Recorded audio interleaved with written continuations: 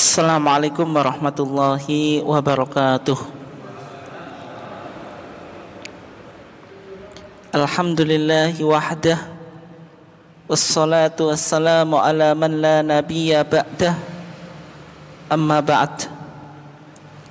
Yang saya hormati Ketua PRM Gunung Sari dan seluruh jajarannya, bapak-bapak dan ibu-ibu sekalian, jamaah kajian ketarjian yang dimuliakan Allah.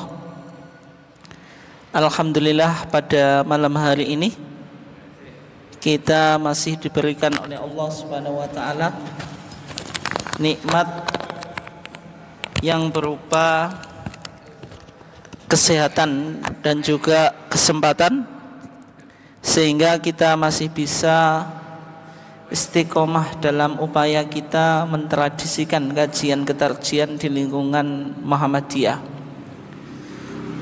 Salawat dan salam mudah-mudahan tetap terlimpahkan kepada uswah kita, kepada qudwah kita, yaitu Nabiullah Muhammad sallallahu alaihi wasallam, keluarganya, sahabatnya, dan seluruh orang yang mengikuti sunnahnya sampai hari kiamat.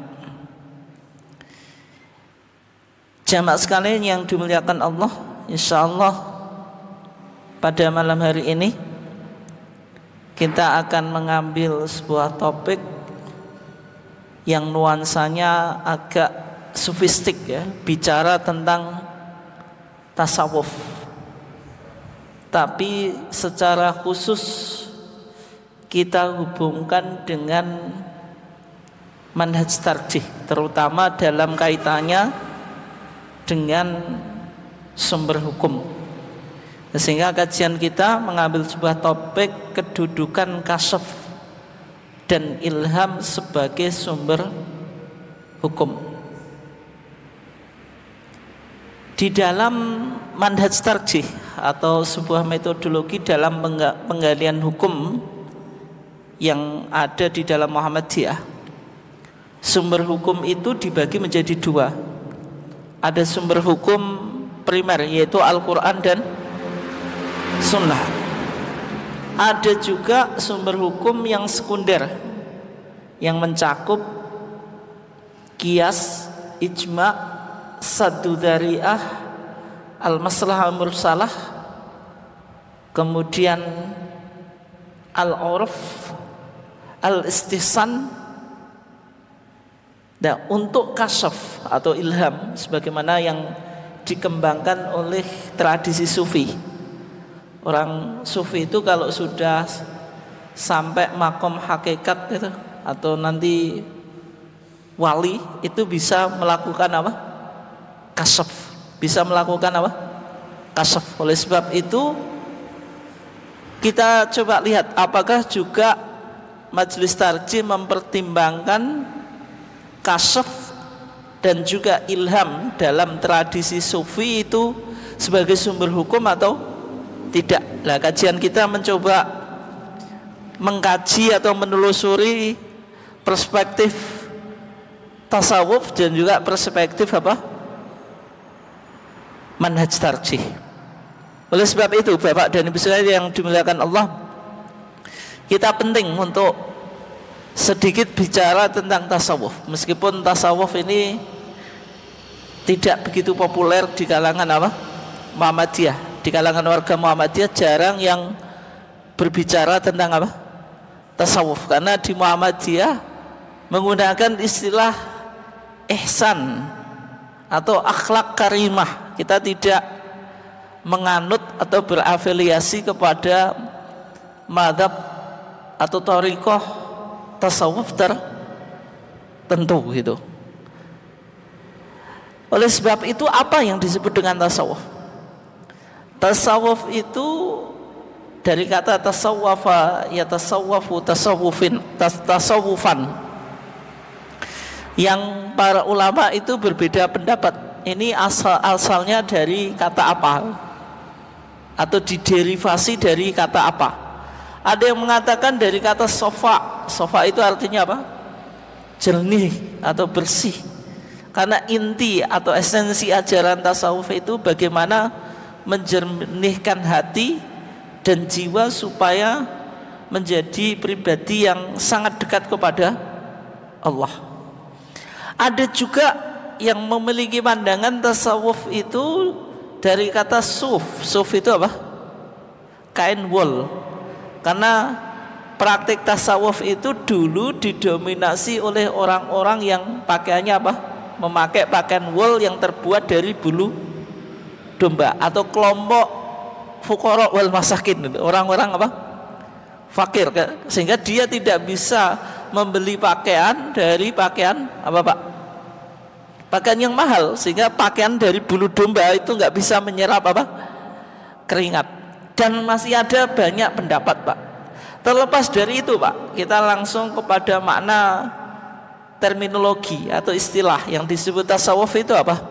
Kalau dalam pandangan Al-Imam Al-Ghazali Pak, yang disebut tasawuf itu tajridul qalbi lillah, mengosongkan hati untuk Allah semata. Jadi kalau orang melakukan praktik tasawuf berarti hatinya harus diisi, isinya hanya Allah, hanya kecintaan kepada Allah. Wahtiqar masiwahu, dan menganggap tidak penting atau hina selain Allah. Berarti inti itu ya hanya pada Allah gitu. Selain Allah itu dianggap apa Pak? Hina. Tetapi jangan dipahami kalau orang tasawuf itu identik dengan kemiskinan gitu.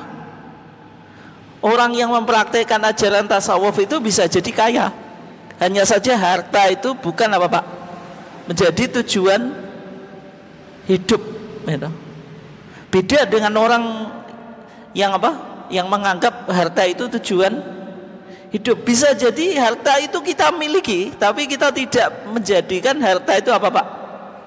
Tujuan hidup. Bahwasanya hidup ini hanya mengumpulkan harta. Tapi dalam pandangan orang yang mempraktekkan ajaran tasawuf Pak, orang kaya, orang Islam itu boleh kaya.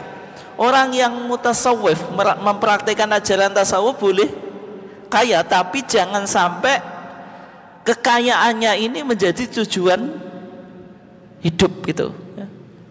Kalau di Mesir Pak, itu banyak thariqah-thariqah sufiyah justru kaya-kaya gitu, dan bisa memberikan donasi atau menyantuni orang fakir miskin gitu. Nah, sehingga Imam Ghazali itu mendefinisikan yang disebut tasawuf itu apa? Tajridul qalbi lillah, mengosongkan hati hanya diisi kecintaan kepada Allah. Wahtiqaru ma siwah, selain Allah itu dianggap tidak ada apa? Maknanya atau nilainya. Sehingga ajaran tasawuf itu kembali pada bagaimana kita mensucikan hati kita, dan bagaimana apa? Menghiasi anggota tubuh kita dengan akhlak-akhlak yang baik. Itu tasawuf Pak, ini secara singkat. Oleh sebab itu Pak, orang yang mempraktekkan tasawuf itu harus melakukan riyadhah. Riyadhah itu apa? Olah batin atau olahraga spiritualitas, bukan olahraga secara apa? Fisik. Tujuannya apa? Mendekatkan diri kepada Allah. Maka yang dilakukan ada 3 istilah Pak, ini penting ya untuk kita pahami. Yang pertama takholli. Takholli itu mengosongkan. Setelah takholli, tahalli, menghiasi. Setelah tahalli muncul tajalli. Tajalli itu penampakan. Maksudnya apa Pak? Orang yang melakukan praktik tasawuf melakukan riyadhah ruhiyah, yaitu apa? Mengolah spiritualitas dengan takholli, mengosongkan diri dari akhlak-akhlak yang tercela Pak. Ada kesombongan, kedengkian, iri, terus apa? Semacam-macam pokoknya akhlak yang jelek itu. Kita harus kosongkan diri kita dari akhlak-akhlak yang tercela itu. Nah setelah diri kita kosong Pak, diri kita lakukan tahalli, Pak. Dihiasi dengan apa? Akhlak yang mulia atau akhlak madmumah itu, dengan jujur, tanggung jawab, apa Pak, dan seterusnya itu. Ketika kita sudah isi diri kita atau hiasi diri kita dengan akhlak-akhlak yang baik, maka akan melahirkan tajalli, Pak. Tajalli itu penampakan. Maksudnya apa? Kita sudah pada makom musyahadah, pada makom yang memiliki tingkatan spiritualitas kepada Allah itu. Sehingga orang tasawuf itu ketika sudah makomnya tajalli, Pak. Ibnu Arabi itu punya buku namanya Tajalliyat. Orang yang tingkatannya spiritualitas sudah tinggi itu bisa melakukan kasyaf itu. Kasyaf itu apa, Pak? Ini yang menjadi pembahasan kita ya. Kasyaf itu artinya membuka. Maksyuf itu sesuatu yang terbuka. Banyak pengertian atau definisi tentang apa yang disebut kasyaf dalam dunia tasawuf. Tapi dari semua definisinya, Pak, semuanya merujuk bahwasanya yang disebut kasyaf itu irtifa'ul hajb, terbukanya takbir anil aini wal qalbi, dari mata dan hati, hatta yasira al ghaibu syahadatan, sampai sesuatu yang gaib itu menjadi kelihatan, Pak. Berarti ada dua alam, Pak. Alam musyahadah, alam yang nampak. Ada alamul ghaib, alam yang gaib. Nah, karena kita, Pak, belum sampai makom tajalliyat, Pak, kita masih punya sekat ini, Pak, antara alam gaib sama alam syahadah. Yang kita bisa lihat itu hanya alam syahadah. Kenapa? Karena kejelekan kita, keburukan kita, akhlak-akhlak yang jelek yang kita miliki itu bisa menutup Pak, alam gaib. Ketika kita melakukan riyadhah, olah spiritualitas, maka alam yang gaib itu akan terbuka. Itu yang disebut apa? Kasyaf. Bisa dipahami, Pak? Bisa ya? Ini ngajinya sudah tingkatan tinggi, Pak. Ini sudah tingkatannya para wali. Kalau jenengan wali juga, Pak ya? Sudah wali atau lah? Tingkatannya baru wali murid, wali santri, wali apa, Pak? Wali nikah sama wali kelas juga. Tapi belum sampai pada wali dalam dunia tasawuf gitu. Nah, sehingga yang disebut kasyaf itu apa? Tadi membuka tabir alam gaib, sehingga alam gaib itu menjadi alam apa, Pak? Syahadah. Dengan mata dan hati, hasil dari olah spiritualitas tadi, Pak, dengan 3 tahapan tadi loh. Takhalli, mengosongkan diri dari akhlak yang tercela. Tahalli, menghiasi diri atau hati dengan akhlak yang baik, maka akan muncul apa, Pak? Tajalliyat. Allah akan menampakkan ya diantaranya tadi sesuatu yang gaib yang tidak bisa kita lihat. Kalau kita memiliki makom awam, Pak, kayak saya yang jenengan itu nggak bisa melihat alam gaib gitu. Itu yang disebut apa? Kasyaf itu. Disebut apa? Kasyaf. Sehingga dalam dunia tasawuf, Pak, kasyaf ini dianggap sebagai epistemologi ilmu pengetahuan. Ini mohon maaf, ini bahasanya agak tinggi. Epistemologi ilmu pengetahuan itu sumber ilmu pengetahuan. Jadi sumber ilmu pengetahuan itu kan ada panca indera, Pak. Kita mengetahui, oh ini gelas ini karena kita memiliki panca indera, yaitu mata. Ada juga wahyu itu, Al-Quran dan Sunnah. Tapi dalam dunia tasawuf, ilmu pengetahuan itu juga diperoleh dengan apa, Pak? Kasyaf.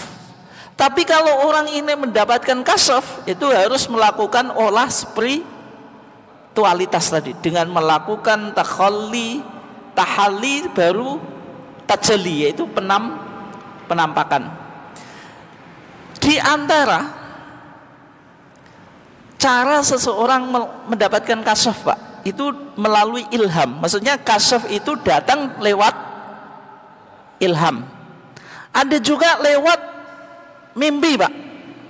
Misalnya bermimpi melihat sebuah kejadian gitu, ketemu Nabi dan seterusnya. Bisa juga ketemu dengan Nabi Khidir, Pak. Ini nabinya para wali.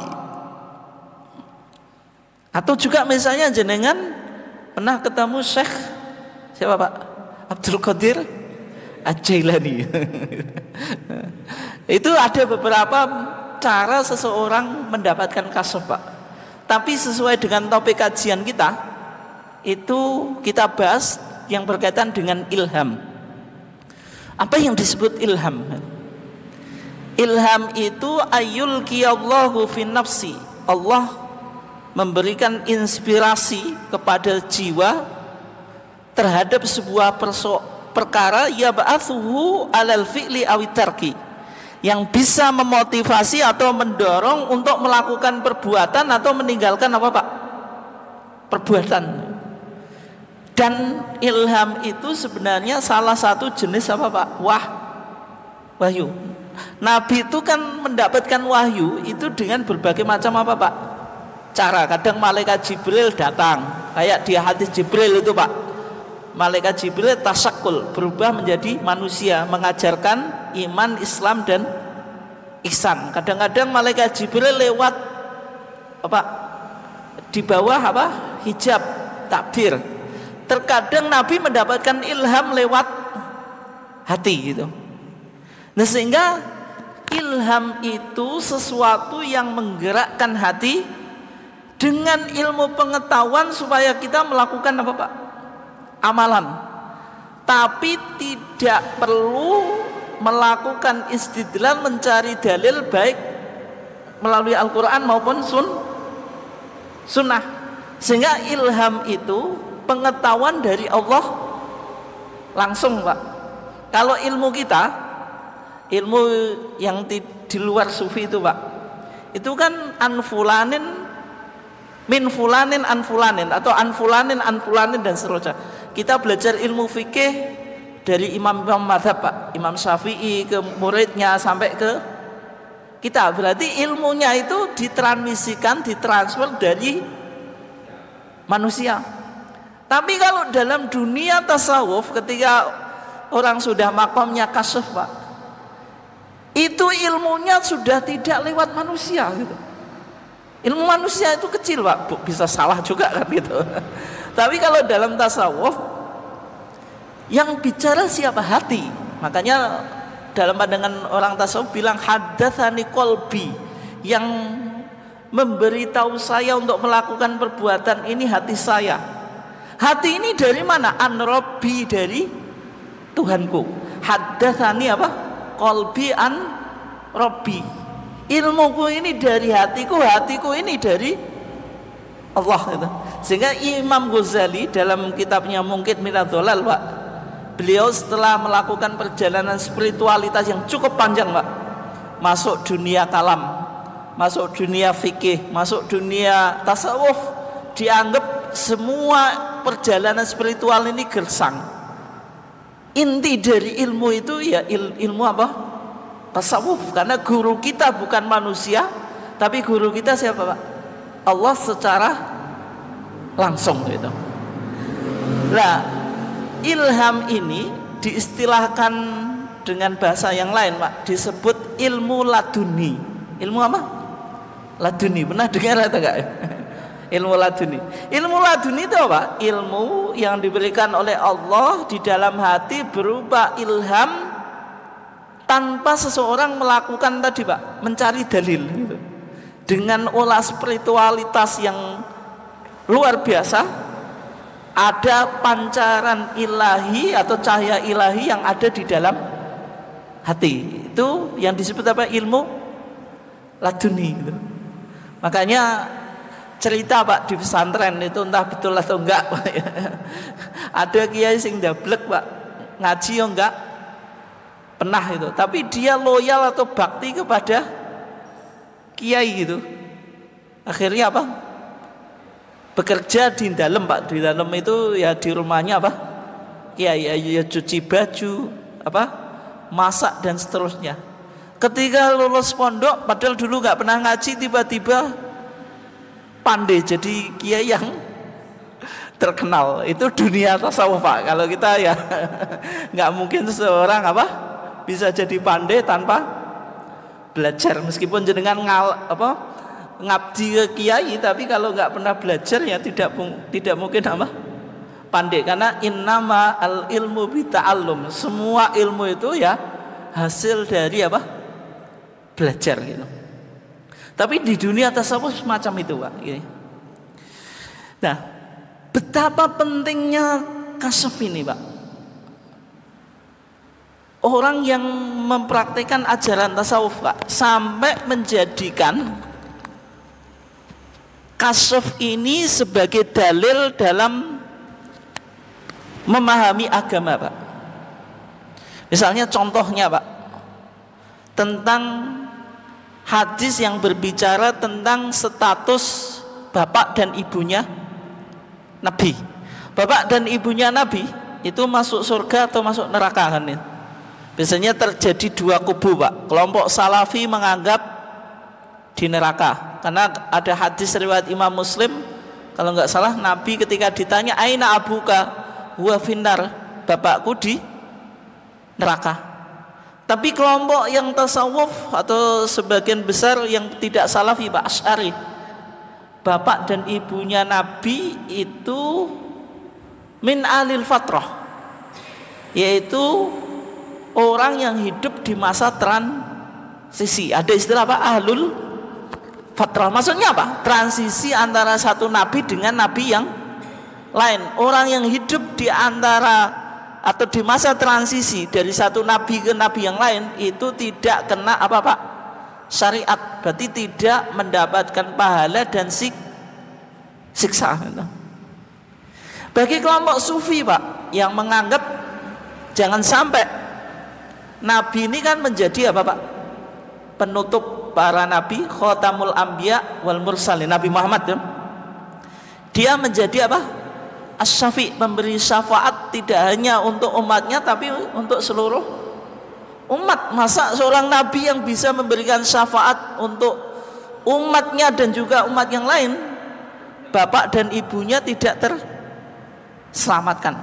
Maka ada hadis yang beredar Pak, yang berkaitan dengan ihya, menghidupkan bapak dan ibunya Nabi. Maksudnya bapak dan ibunya Nabi itu dihidupkan kembali oleh Allah gitu. Tapi permasalahannya hadisnya ini dhaif Pak, dalam kajian ilmu hadis. Bagi kelompok yang atau bagi para mutasawwifin Pak, ahli tasawuf itu berusaha mensahihkan hadis ini dengan metode apa Pak? Kasyaf. Dengan metode apa? Kasyaf, tidak menggunakan metodologi dalam ilmu hadis. Soalnya kalau kita menggunakan kritik hadis ya jelas hadisnya apa Pak? Dhaif dan bahkan maudhu' gitu.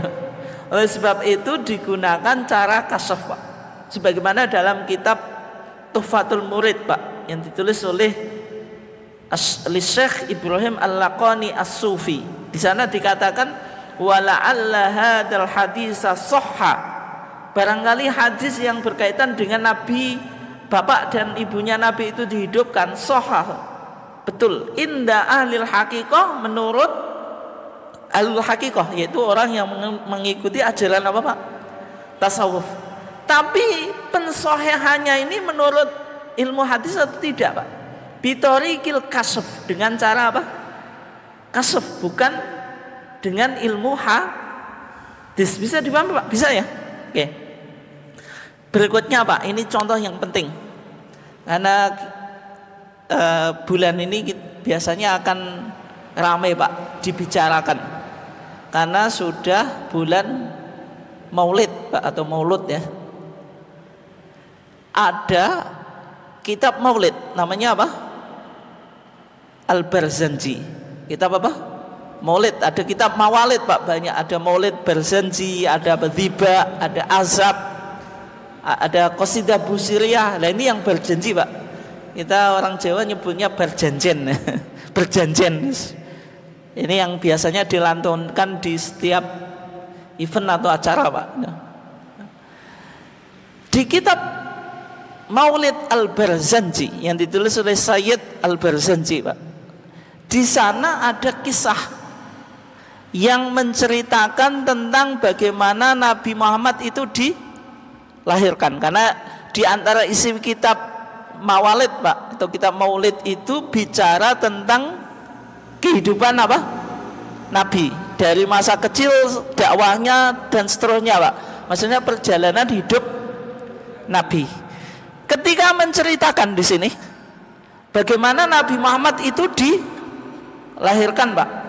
Walamma tamma min hamlihi, dan ketika telah cukup kandungannya, ala rajih menurut pendapat yang kuat, tis'atu asyhurin qamariyah, yaitu usia kandungan 9 bulan qamariyah Pak. Maksudnya usia kandungan Sayyidah Aminah atau ibunya Nabi itu usia kandungannya sudah 9 bulan. Kalau wanita usia kandungannya 9 bulan mulai apa Pak? Melahirkan kan? Wa ana lizamani ayyan jaliya anhu sodah, ketika itu sudah waktunya apa? Melahirkan. Yang menarik Pak, ini ya Pak, diperhatikan. Hadara, berkunjung ummahu, kepada ibunya Nabi, yaitu siapa? Aminah. Lailata maulidihi, malam kelahirannya Nabi, siapa yang berkunjung? Asiyatu. Asiyah itu siapa Pak? Istrinya Fir'aun, istrinya Fir'aun yang solehah Pak. Fir'aun itu toleh, istrinya apa? Soleh atau solehah ya. Beda dengan Nabi Nuh. Nabi Nuh itu soleh, istrinya apa? Tolehah. Wa Maryamu, dan Maryam ini siapa? Ibunya Nabi Isa. Fi niswatin minal khadiratil qudsiyah, bersama rombongan bidadari dari surga. Wa akhadahal makhadu fawaladathu nuron yatala'la'u sanah. Berarti di sini menceritakan Pak, ketika usia kandungan Aminah itu 9 bulan, sudah waktu Nabi dilahirkan. Di malam kelahirannya Nabi Pak, didatangi Aminah, didatangi siapa? Asiyah, istrinya Fir'aun, Maryam, ibunya Nabi Isa, bersama rombongan bidadari surga. Kalau jenengan, karena kita sering dengar berjanji Pak, sing moco berjanji juga ngerti isine, sing jenengan mendengarkan juga nggak paham isinya. Kira-kira kalau jenengan mendengar cerita ini, yang terlintas di pikiran jenengan apa? Cerita ini masuk akal atau enggak Pak? Hah? Masuk akal atau enggak? Enggak masuk akal. Yang pertama, Asia itu hidup di zaman Fir'aun. Maryam itu hidup di masa zaman Nabi Isa. Kok bisa mendatangi? Yang kedua, pengarang Sayyid Al-Barzanji ini, pengarang kitab Maulid Barzanji, dari mana dia tahu? Apakah ada hadisnya Pak? Kalau ada hadisnya dari Nabi pernah menceritakan ini, maka itu wahyu. Yang jadi masalah ada hadisnya atau tidak? Kalau tidak, berarti cerita itu dari mana Pak? Dari pengarangnya. Lalu pengarangnya dapat informasi dari mana Pak? Dari mana? Dapat cerita itu dari mana? Ya, dapatnya dari kasaf Pak. Dari kasaf, entah dia bermimpi atau ada ilham di hatinya tentang cerita tersebut. Ini contoh bagaimana orang yang mengikuti ajaran tasawuf menggunakan kasaf untuk Pak? Melahirkan ilmu pengetahuan atau keyakinan. Bisa dipahami ya? Bisa. Oke. Contoh berikutnya Pak. Bulan kemarin itu bulan apa? Komariah. Bulan apa Pak?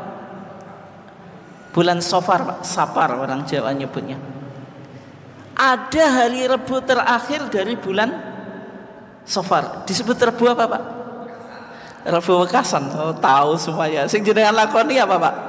Yang jenengan lakukan apa? Acaranya apa kemarin? Apa Pak? Drum kan? Ada yang baca doa, ada yang sholat hajat. Ada apa lagi Pak? Apa? Macam-macam Pak ya acaranya gitu.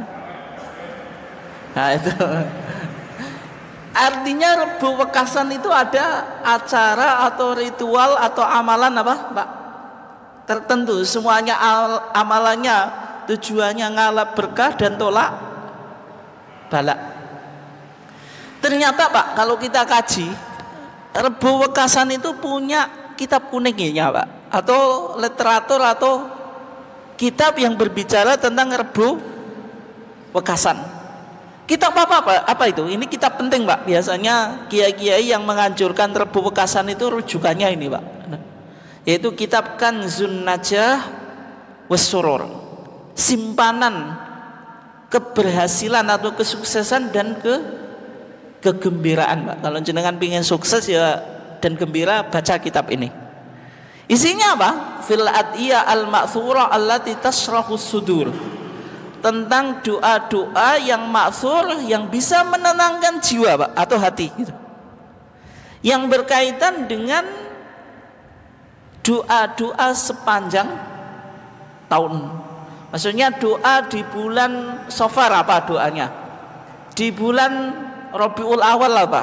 Di bulan Muharram apa? Pokoknya sepanjang tahun ini ada doa khusus. Ya kayak jenengan yang biasa khutbah itu Pak, beli buku khutbah sepanjang tahun. Pokoknya aman Pak kalau jenengan punya buku khutbah sepanjang tahun, dijadwal khutbah bulan dan apa Pak, bulan dan tanggal berapapun aman. Tinggal ini bulan apa? Rabiul Awal, cari topik bulan Rabiul Awal. Buku ini ditulis oleh Syekh Abdul Hamid Quds Pak. Quds itu kalau orang Arab Pak memahami Quds itu ya yang ada di Palestina itu. Tapi ternyata Quds itu Kudus Pak. Kudus itu mana? Jawa Tengah gitu. Kudus, kota Kudus Pak, kota Kudus.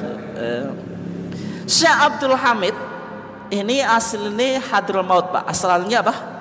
Hadramaut bapaknya. Tapi beliau hijrah ke Indonesia, menetap di kota Kudus. Tapi setelah itu hijrah lagi ke Mekah. Lahirlah Syekh Abdul Hamid ini.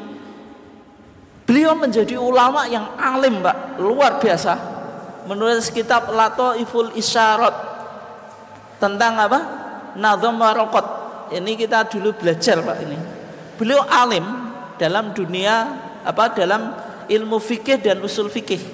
Dan juga beliau ini muridnya Syekh Abu Bakar Sato Dimyati, pengarang kitab apa Pak? I'anatut Tolibin. Dulu Syekh Abu Bakar Sato Dimyati ini yang ngasih nama Ahmad Dahlan kepada Mbah Yai Ahmad Dahlan Pak, karena namanya sebelum berangkat haji namanya siapa? Muhammad Darwish.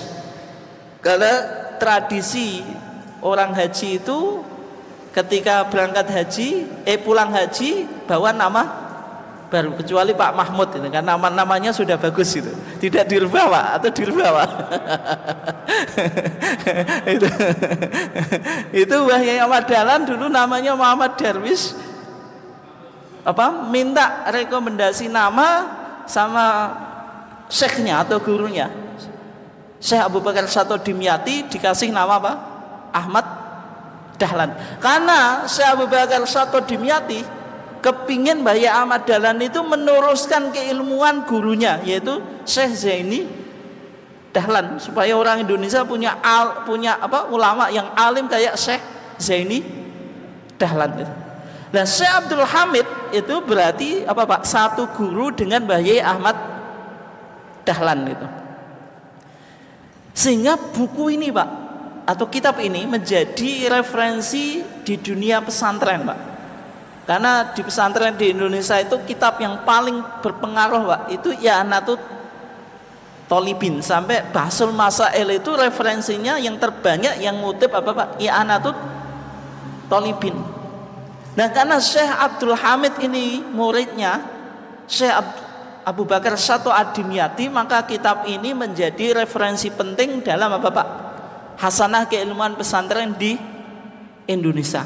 Kalau kita lihat Pak, di sana ketika bicara tentang doa di bulan Safar Pak, disebutkan apa yang seharusnya kita lakukan di hari terakhir daripada bulan Safar, atau yang disebut dengan bahasa Jawa Bapak Rebo Wekasan. Di sana dikatakan Pak, qala al-alama Syekh Ad-Dairabi, berkata alama orang yang alim Syekh Dairabi. Namanya siapa? Syekh Dairabi. Fi mujarabatihi, di dalam kitabnya Mujarabat Pak. Ini penting, jenengan sering baca buku Mujarabat. Mujarabat isinya apa Pak? Buku-buku yang dijual di pasar itu Mujarabat banyak Pak. Isinya apa Pak? Ada jimat, ada apa lagi Pak? Amalan-amalan tertentu itu. Intinya apa? Ngalap berkah, tolak bala. Jenengan beli jamu juga ada banyu apa Pak? Mujarab, banyu. Jamu mujarab itu apa? Jamu yang sudah teruji apa Pak? Bisa menyembuhkan penyakit. Karena makna mujarabat itu sudah dicoba. Berarti kalau jamu sudah pernah dicoba Pak, bisa menyembuhkan penyakit, disebut jamu mujarab gitu loh. Nah, mujarabat itu maksudnya amalan-amalan yang dilakukan oleh orang tasawuf Pak, dan ternyata berhasil tadi Pak, ngalap berkah atau tolak bala. Di kitab tersebut Pak, yaitu kitab Kanzun Najah was Surur ya, disebutkan dzakara ba'dul arifin, sebagian orang ahli makrifah Pak atau ahli tasawuf menyebutkan min ahlil kasyaf, dari ahlul kasyaf Pak. Berarti orang yang mempraktekkan ajaran tasawuf tapi makomnya sudah ahlul kasyaf. Wa tamkin, bagaimana Pak keterangannya? Annahu yanzilu fi kulli sanatin 300 alfi baliyatin wa isruna alfan minal baliyat Pak. Orang ahlul makrifah Pak dari kelompok ahlul kasyaf menyebutkan bahwasanya setiap tahun itu akan turun bala. Jumlahnya berapa Pak? 300 alfi baliyatin wa isruna alfan minal baliyat, 320.000 bala. Berarti setiap tahun Pak turun berapa? 320.000 bala. Kullu dzalika fi yaumil arbi'a al-akhir min Safar. Bala ini turun pertama kali Pak, atau turun ke dunia itu di Rebo terakhir daripada bulan Safar, yang disebut orang Jawa Bapak Rebo Wekasan. Baru setelah itu akan dibagi sama wali kutub Pak. Ada yang mengatakan wali al-Ghaith. Nanti bala ini akan jatuh kepada siapa, bulan apa, tanggal berapa, itu apa Pak? Menentukannya di apa? Hari Rebo Wekasan itu. Sehingga hari tersebut Pak merupakan hari yang keramat, hari yang apa Pak? Yang paling sulit dalam satu tahun itu. Sehingga yang harus kita lakukan apa Pak? Memproteksi diri kita supaya apa? Tidak terkena bala. Sehingga perlu untuk melakukan amalan, Pak. Faman shalla fi dzalikal yaum, barang siapa yang melakukan salat di hari tersebut, Pak, arba'a raka'atin, 4 rakaat. Salatnya berapa, Pak? 4 rakaat. Jangan ingat-ingat ya. Yaqra'u fi kulli raka'atin minha ba'dal Fatihah surata inna a'tayna kal kautsar. Jenengan baca di setiap rakaatnya, Pak. Dari 4 rakaat itu setelah Al-Fatihah, Al-Kautsar berapa kali? Sab'a asyrata maratan, 17 kali itu. Ya, jadi apa? 4 rakaat, setiap rakaatnya jenengan baca Al-Fatihah, Al-Kautsar berapa? 17 kali. Wal Ikhlas khamsa marat, kemudian Kulhu 5 kali. Wal Mu'awwidzatain, surat yang diawali dengan Qul a'udzu, Pak. Berarti ada Qul a'udzu bi rabbi apa? Al-Falaq dan Qul a'udzu bi rabbin nas. Marotan jenengan baca sekali. Ini yang perlu diingat-ingat, Pak. Berarti apa tadi? Al-Fatihah, Al-Kautsar 17 kali, Al-Ikhlas 5 kali, Al-Mu'awwidzatain 2 kali. Sekali-sekali, Pak. Jumlah rakaatnya 4 rakaat. Kemudian setelah jenengan selesai salat, Pak, baca doa Bismillahirrahmanirrahim wa sallallahu ta'ala ala sayyidina Muhammad wa ala alihi wa sahbihi wasallam. Allahumma ya syadidal quwa wa ya syadidal mihal ya azizu dzallat li izzatika jami'u khalqik, dan seterusnya, Pak. Kalau jenengan mempraktikkan itu, Pak, apa? Akan terhindar dari balak, tidak akan mungkin tertimpa dari balak yang jatuh sepanjang tahun, 320 balak jumlahnya itu. Penting, Pak, ini jenengan ingat-ingat ya. Tapi sayangnya sudah kelewat, Pak. Maka sayangnya kita ngaji baru sekarang, Pak. Kok enggak sebelum apa? Jatuh Rebu Wekasan.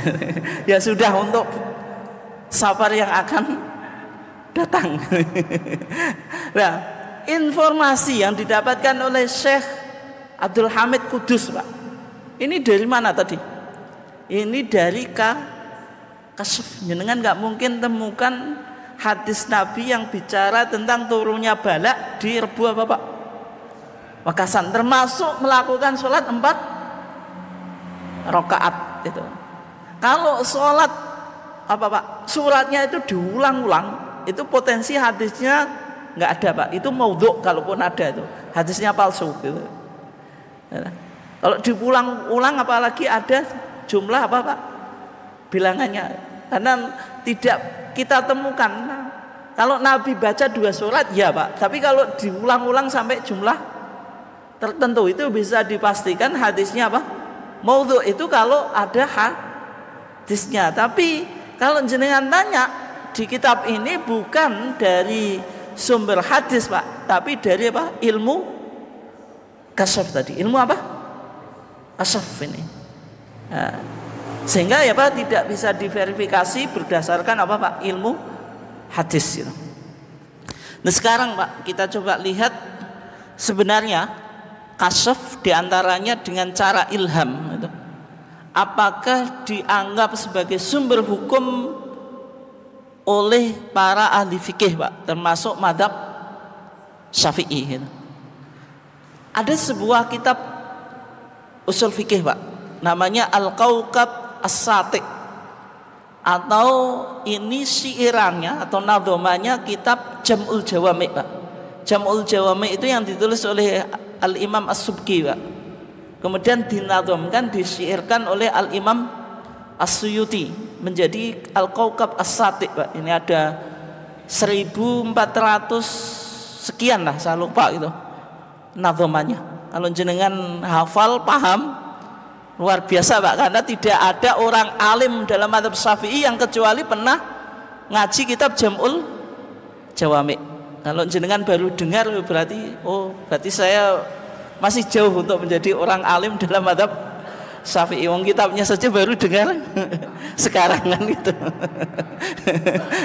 Gitu. Nah, Di sana dikatakan oleh Al-Imam As-Suyuti, ilhamuna laisa bi faqdi thiqati min ghairi ma'sumin bihi bihujjati.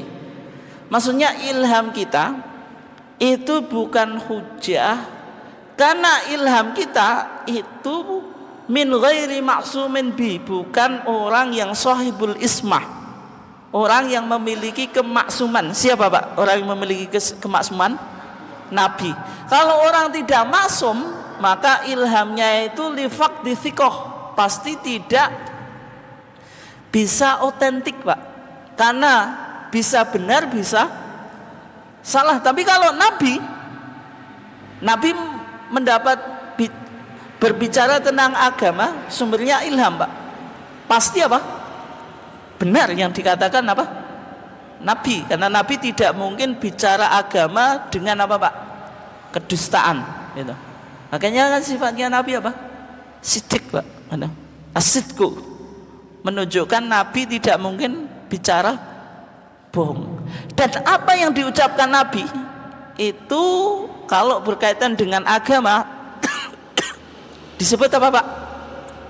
Wahyu. Wa ma yantiqu anil hawa in huwa illa wahyu yuha. Sehingga ketika Nabi bicara tentang apa yang akan terjadi di masa yang akan datang Pak, misalnya tanda-tanda hari kiamat, munculnya macam-macam itu Pak, Dajjal dan seterusnya, itu bohong atau betul Pak? Betul. Kenapa kok betul?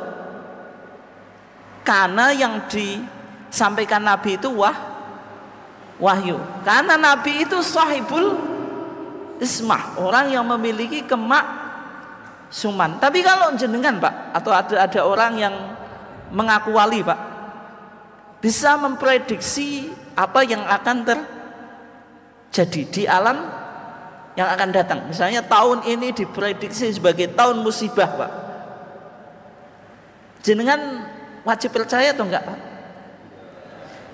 Misalnya tahun ini musibah akan terjadi, musibah yang luar biasa Pak, lebih besar daripada COVID-19 kemarin.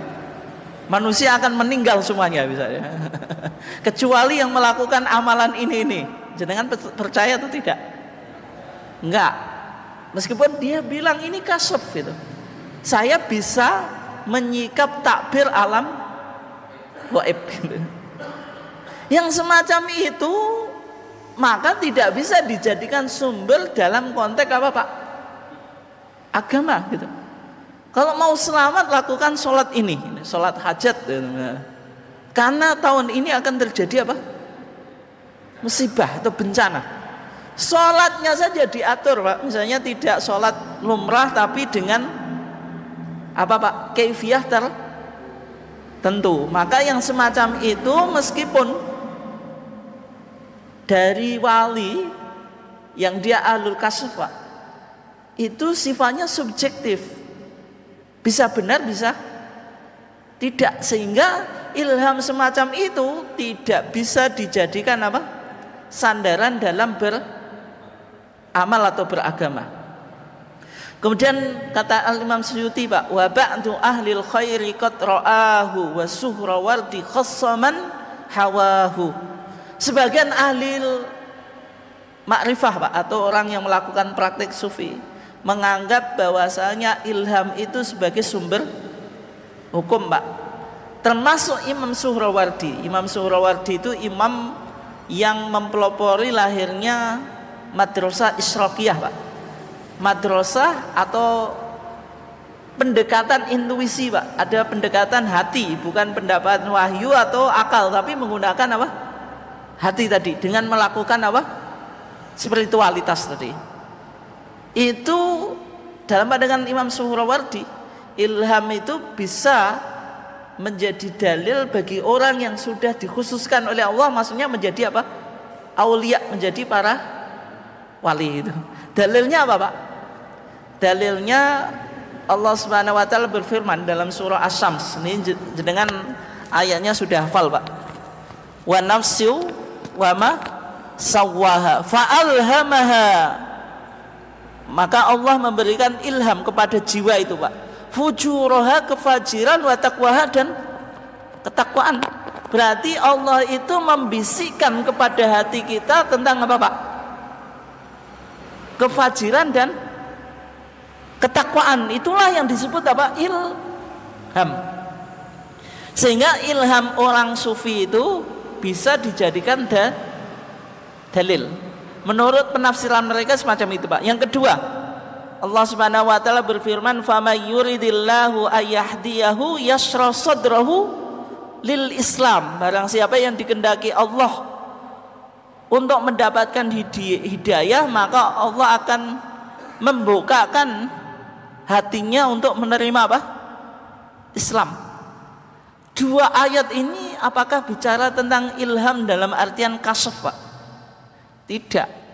Karena ayat fa'alhama fujuraha wa taqwa itu maksudnya Allah bicara tentang apa Pak? Hidayah itu taufik. Hidayah yang dipunyai oleh Allah semata. Kayak kita itu kan mubalek kiai itu kan hanya memberikan apa Pak? Hidayatul irsyad, ngajak orang melakukan kebaikan. Tapi apakah dia mau atau tidak? Itu kita tidak punya apa Pak? Otoritas. Menjenengan misalnya PRM sudah ngundang apa? Warga untuk ikut ngaji. Yang hadir berapa? Kan enggak semuanya orang yang diundang hadir. Kiai nggak boleh, oh saya sudah ceramah siang malam tapi kok nggak ada yang mendengarkan saya. Ya memang apa tugasnya kiai itu hanya menyampaikan kebenaran, tapi tidak boleh apa Pak memaksa orang untuk menerima, karena kalau memberikan iman itu hanya Allah itu. Makanya tadi fa'alhamaha fujuraha wa taqwa. Inti ayat ini tidak bicara tentang ilham yang berkaitan apa Pak dalam dunia tasawuf tadi. Oke. Nah, yang menjadi pertanyaan, wali itu jelas mendapatkan apa Pak? Karomah ya.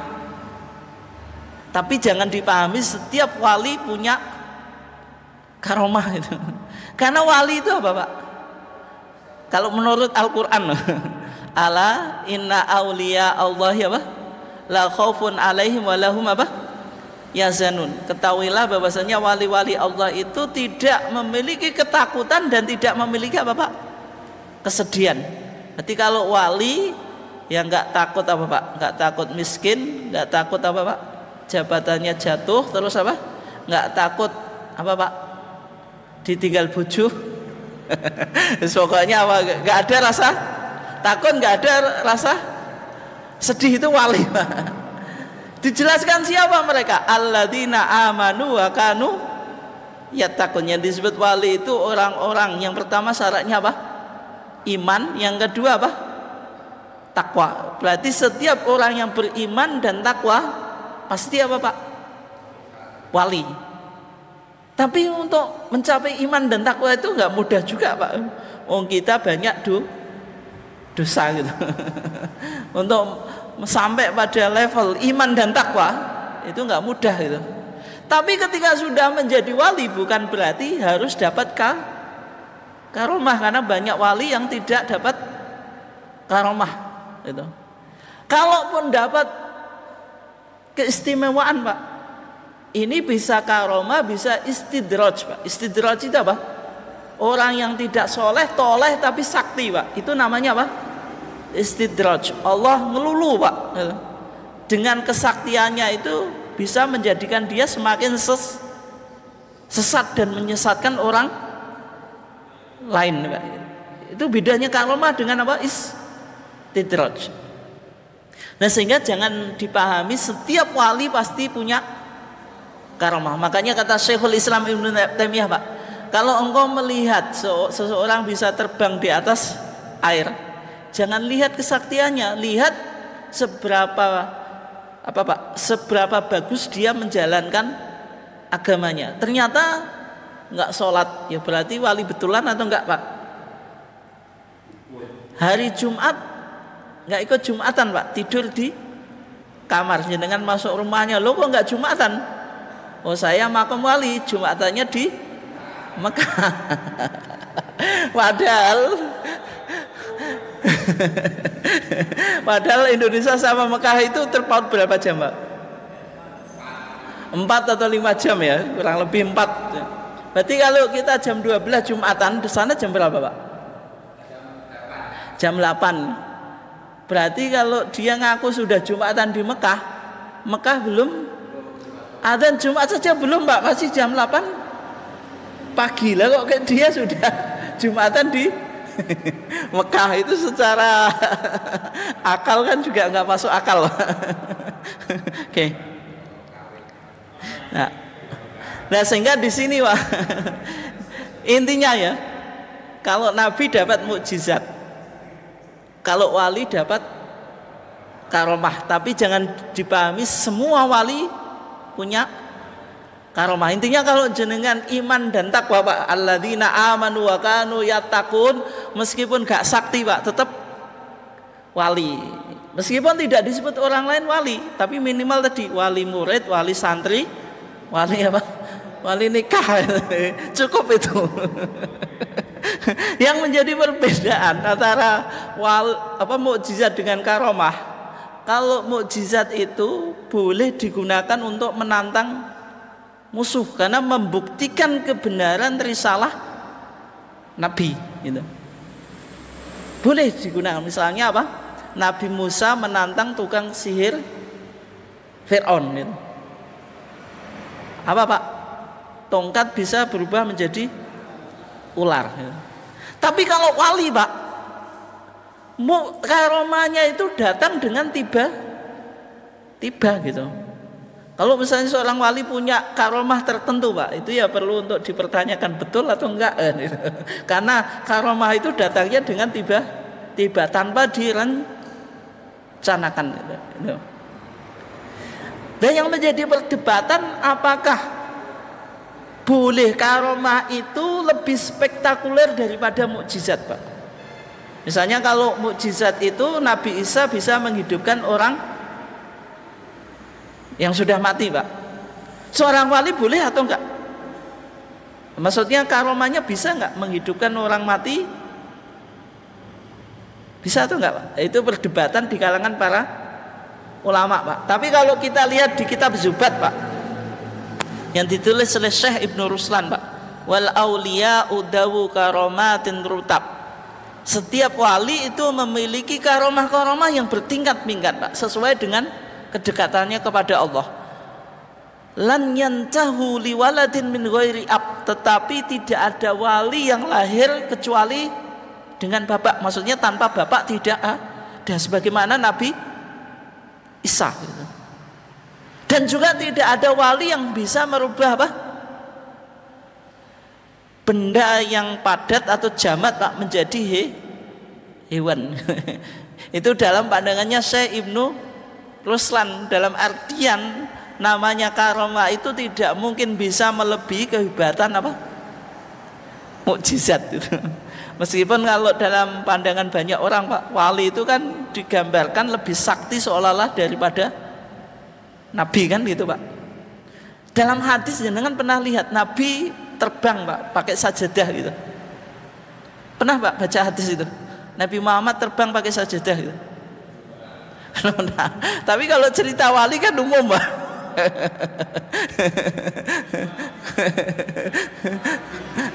Nabi itu pernah naik kuda Pak, jatuh, kakinya keselio atau enggak Pak? Keselio. Dia sholat tidak bisa duduk apa Pak? Iftiros atau tawaruk Pak. Sehingga Nabi duduknya mutarabbian Pak, dengan bersila. Tapi kalau cerita wali, jangankan jatuh dari apa Pak? Kuda ya. Jatuh dari apapun enggak apa-apa gitu. Sakti. Nah sehingga Pak, kesimpulan kita, sebenarnya kasyaf itu ada Pak, tapi kasyaf itu kalau sederhana kita mendengarkan apa Pak, hati yang paling dalam, lintasan pikiran apa Pak, suara hati itu pasti kita alami. Dalam ilmu psikologi juga ada. Nah sehingga kalau ada kasyaf suara hati, lintasan pikiran, itu harus dikembalikan kepada Bapak syariat. Makanya dalam kitab Az-Zubat Pak, kata Ibnu Ruslan, wazin bi hukmi syar'i kulla khatiri fa in yakum ma'murahu fabadiri. Timbangkanlah dengan hukum syara setiap lintasan pikiran. Kalau itu sesuatu yang diperintah, maka cepat-cepat kita lakukan. Tidak usah Bapak muncul was-was. Wala takhaf waswasatal syaitani fa innahu amrun minar rahmani. Jangan takut terhadap was-was syaitan, karena itu perintah dari Rahman, dari Allah. Jenengan tadi dari rumah kok hati saya ini masih bodoh ya, pingin belajar ngaji, berangkat ke masjid. Itu lintasan pikiran yang baik atau jelek Pak? Ya sudah, berangkat saja ke masjid gitu, nggak usah pikir panjang gitu. Ngaji penting atau enggak? Ngaji kok penting atau enggak? Ya jelas penting. Orang Muhammadiyah perlu nggak paham tarjih? Ya jelas perlu, nggak usah ditanyakan gitu. Itu berarti apa Pak? Kasaf yang positif atau kasaf robbani. Tapi kalau wa in yakun mimma nuhita anhu fahuwa minasyaitani fahdaronhu. Tapi kalau lintasan pikiran atau suara hati mengajak kita untuk melakukan apa Pak? Perbuatan maksiat, itu fahuwa minasyaiton, maka ini jelas dari setan. Fahdaranhu, maka disuruh apa? Cepat meninggalkan. Terlintas melakukan zina Pak, ada gadis cantik kok, ini bagaimana kalau saya goda gitu, saya kencani, itu berarti dari setan. Cepat langsung apa? Pikiran kita dialihkan yang lain. Tapi kalau terjadi kontradiktif Pak, antara bisikan kebaikan dan bisikan apa Pak? Kejelekan, yang kita lakukan apa Pak?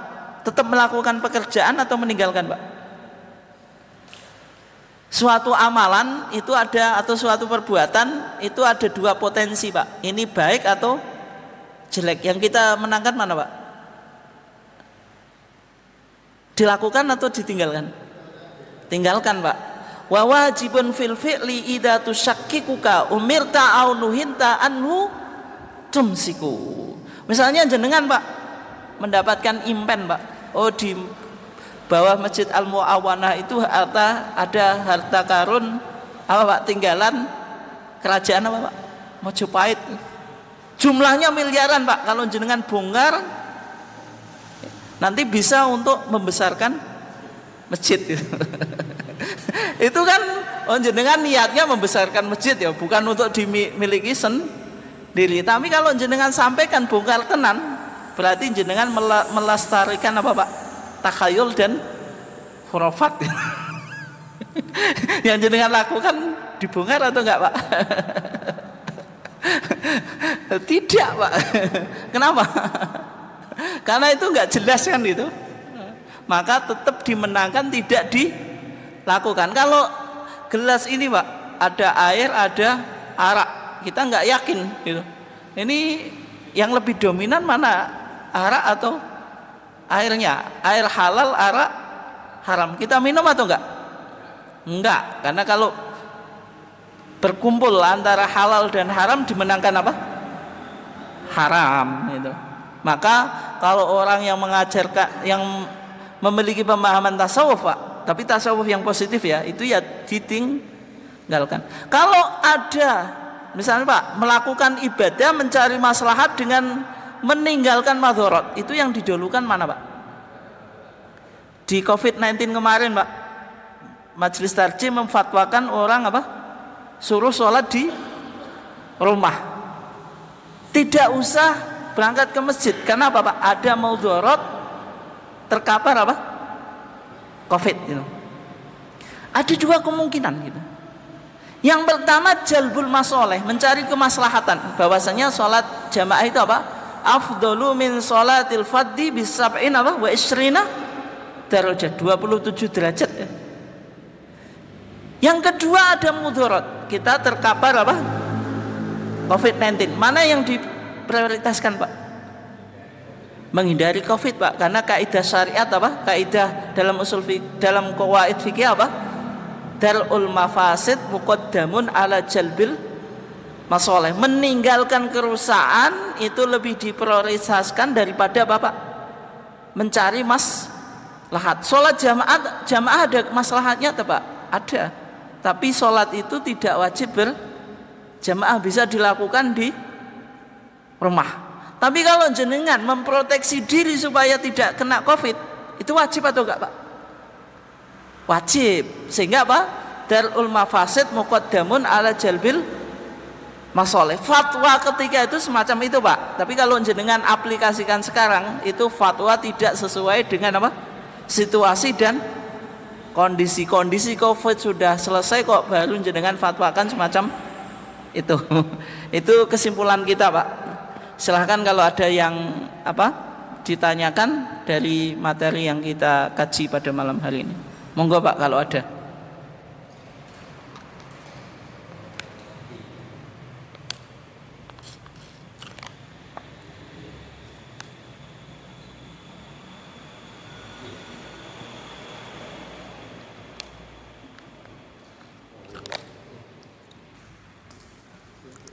Mboten nonton nggak ada ya?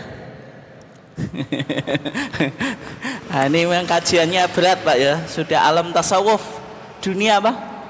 Kasaf soalnya. Bukan makom sehat ya, tapi makom apa? Makom kasaf tadi.